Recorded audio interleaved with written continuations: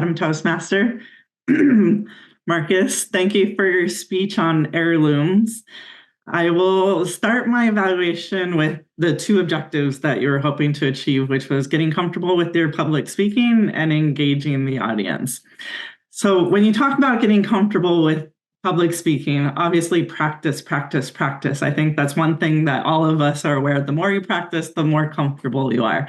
And I think you're definitely getting the practice in there, but there are some other things that I would suggest that you practice. One thing is the timing. When you were speaking, you did very well. You had your examples of some of the heirlooms that we were talking about, but I noticed there wasn't the green yet. And you were kind of looking around like, maybe I should talk about something else I don't have a picture of. And you went and talked about your mom's birdhouse, which was the only heirloom you talked about that didn't have a picture. Now, I don't know if this was ad hoc or if it was sort of, if that was indeed one of the things you wanted to cover. But as the audience, it kind of came off as a disconnected. And then when you got to the green, it seemed like you were able to take 2 minutes to do your summarization and conclusion. So you didn't really need that extra information in there. And again, it's just being conscious of how you're using your time. You don't want to rush through certain portions. You want to try to figure out, and maybe the practicing outside of Toastmasters is where you can get this, is just really understanding how does it flow throughout the whole speech.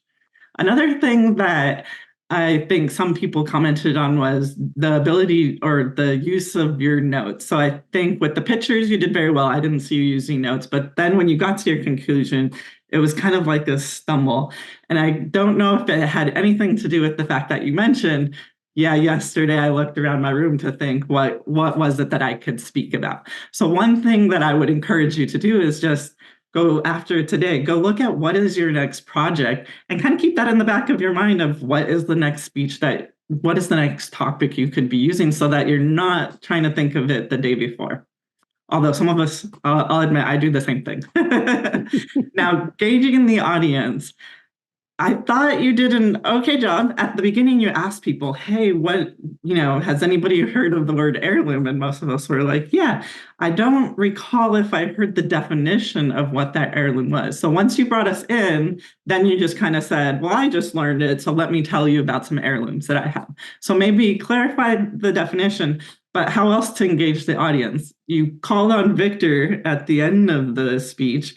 But throughout the speech, you could have asked other people, have they seen something like this? Do they have heirlooms that are like this? Does it bring that joy that you obviously had for the objects that you have? And maybe it can kind of help them connect because they would think of something that's similar in their lives that they have.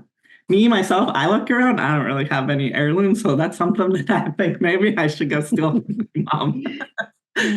But overall, I thought you did really well explaining how all of these things bring joy to us. And I think if anything, you did inspire us all to think about what are the items that we have that bring joy and what are the items that we can pass along to others that bring joy. And it doesn't need to be physical. It could be participating in Toastmasters, right?